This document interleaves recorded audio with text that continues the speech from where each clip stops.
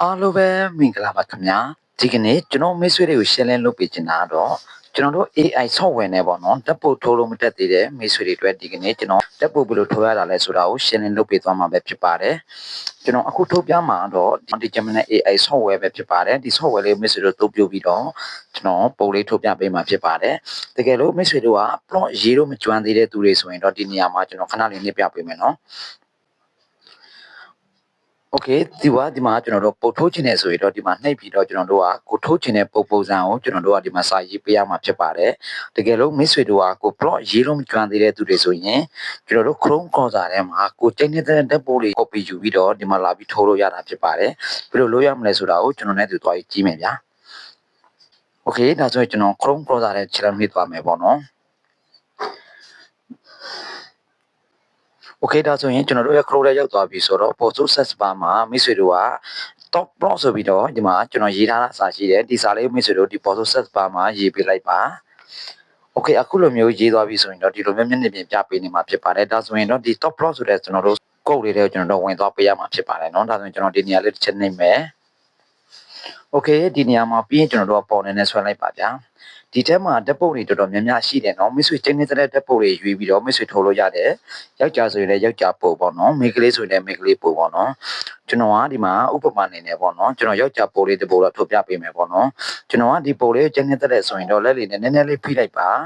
ပြီးရင်ဒီပေါ်စုံမှာ view ဆိုတဲ့နေရာလေးကိုကျွန်တော်တို့ယူလိုက်မယ်ပေါ့နော်ပြီးရင်ပေါ်ကနည်းနည်းဆွဲချလိုက်မယ်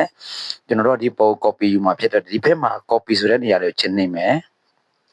ဒါဆိုရင်တော့ကျွန်တော်ခဏ Gemini AI တဲ့ကိုကျွန်တော်တို့သွားပေးရမှာဖြစ်တယ်เนาะကျွန်တော်ဒီစာလေးကို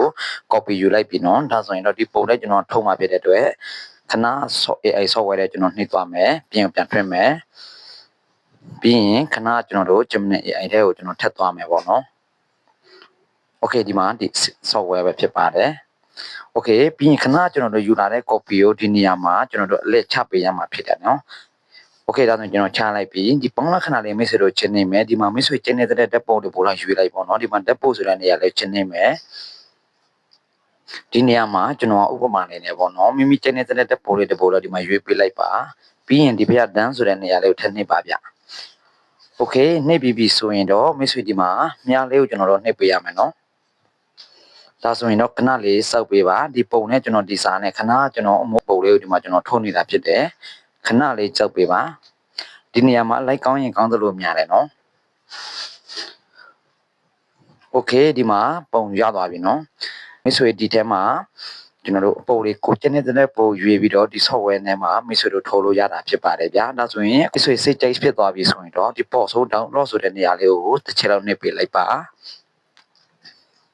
ဒါဆိုရင်တော့မိတ်ဆွေရဲ့တက်ပုံလိုက်ထဲမှာသွားပြီးကြည့်လို့ရပါပြီဖြစ်ပါတယ်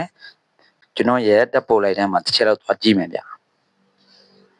โอเคဒီမှာရောက်သွားပြီနော်โอเคဒါဆိုရင်မိတ်ဆွေတို့နားလည်သဘောပေါက်မှထင်ပါတယ်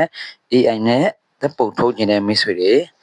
တော့ရေးလို့မကြွသေးတဲ့မိတ်ဆွေတွေဆိုရင်တော့ဒီဗီဒီယိုလေးကိုစိုးထိကြည့်ပြီးတော့မိတ်ဆွေတို့သို့ပြလို့ရတာပဲဖြစ်ပါတယ်ဗျာတကယ်လို့နားမလည်တာရှိရင်လည်း comment မှာမှတ်ခဲ့ပါအားလုံးပဲဆင်ပြေပါစေဗျာကျွန်တော်ကတော့ဇော်တော်ပါ